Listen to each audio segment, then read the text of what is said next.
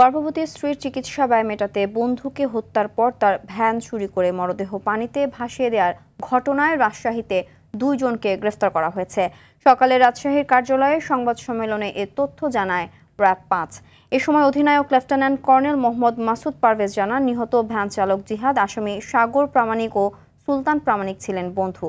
সাগর গর্ভবতী স্ত্রীর চিকিৎসা ব্যয় মেটাতে না পেরে সুলতানের সঙ্গে জিহাদের ভ্যান চুরি করার পরিকল্পনা করে।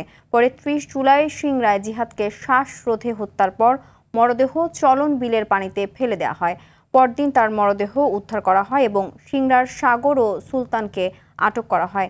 এ সময় উদ্ধার করা হয় ভ্যান এবং মোবাইল। আটকের পর আসামিরা হত্যার কথা স্বীকারও করেছে। বাজারে তারা একসাথে আড্ডা দেয়।